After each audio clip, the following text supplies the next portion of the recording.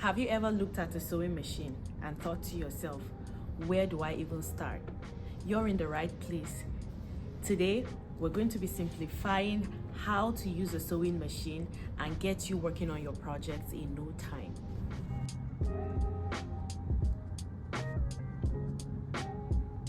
Welcome to my channel.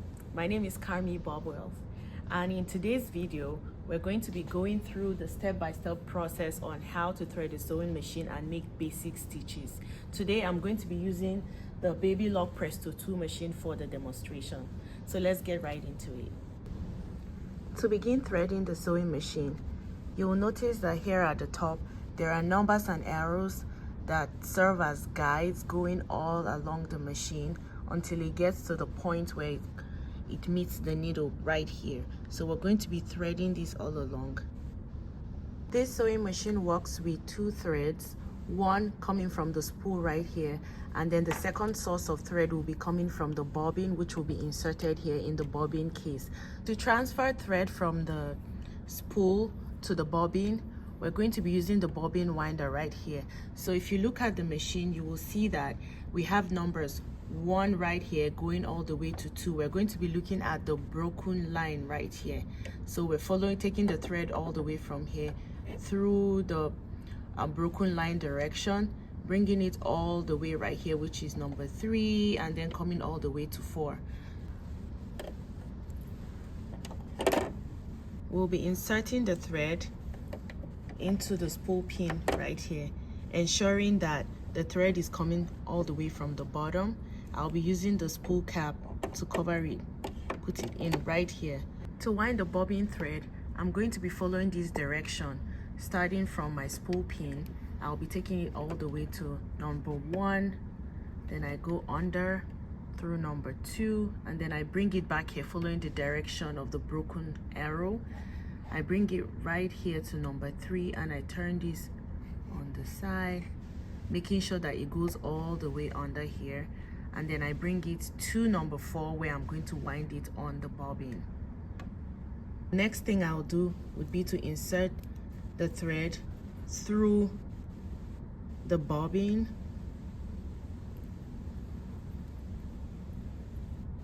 and then wind it about 5 to 6 times.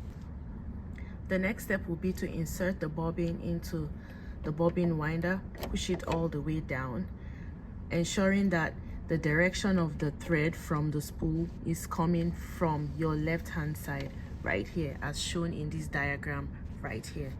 The next step will be to push this all the way towards this metal cap right here, and then you'll be ready to start winding it. However, there is one thing I want to show you here that is important. So if you look at the machine right here, notice how this is looking orange. If I push this away backwards, you see it's green right now because the presser foot control is all the way down. However, if I push this back, then it turns orange, and that's how I know that my bobbin winder has been activated. The next step is to press my foot controller so I can begin to transfer thread from the spool pin all the way to the bobbin. So when I press it right here, you see how the thread is being transferred all the way there.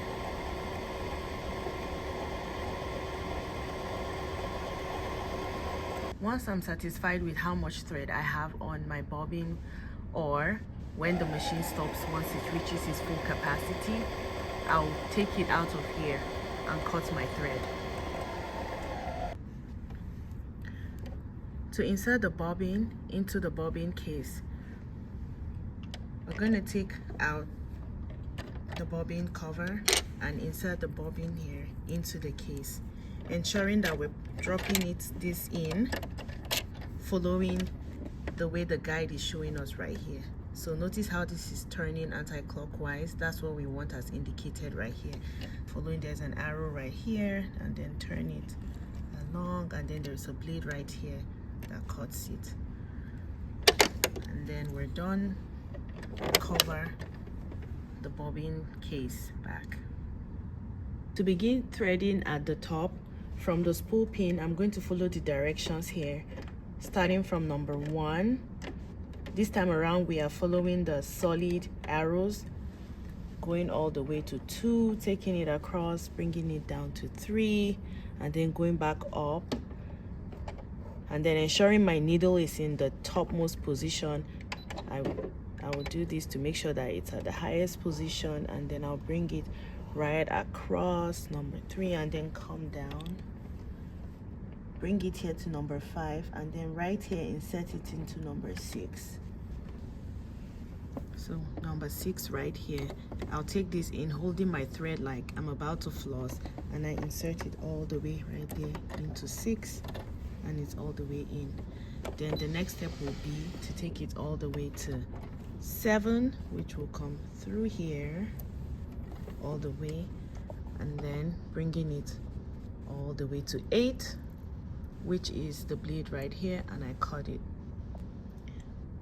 Now I'm going to push number 9 all the way down for the thread to pass through the eye of the needle. So by pushing this all the way down, it threads it automatically.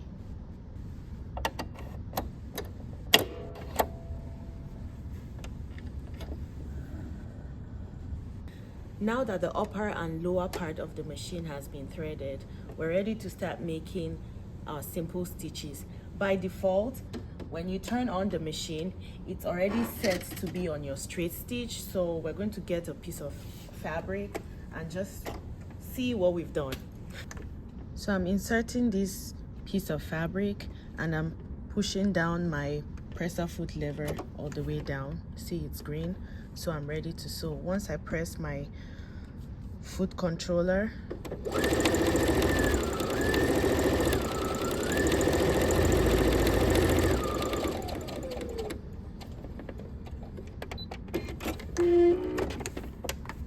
so right there we can see the top, and then this is from the bobbin thread.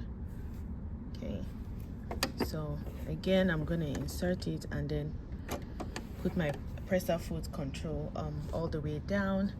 To adjust the speed of how fast or how slow your machine goes, in the speed control dial, this would be the slowest setting, this is the medium setting, and this will be the fastest setting. So now that it's in the slowest setting, if I push my foot controller all the way down, this is how slow it's going.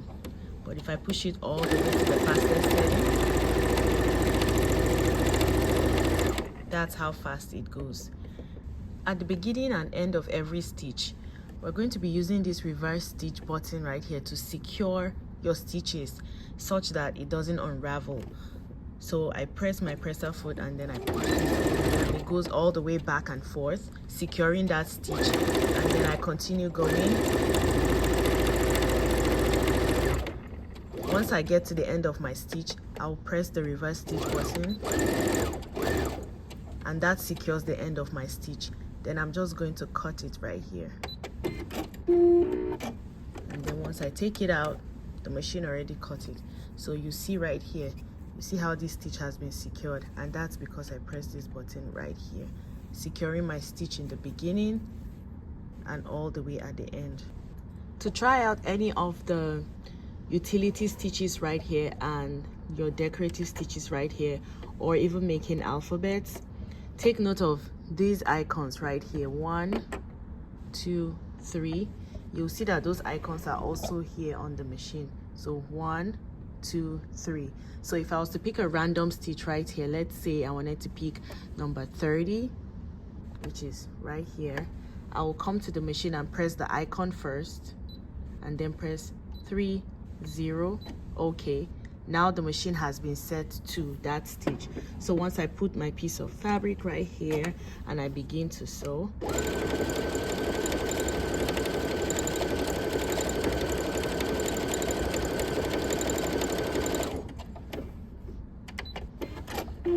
I will see that I have that stitch. So beautiful.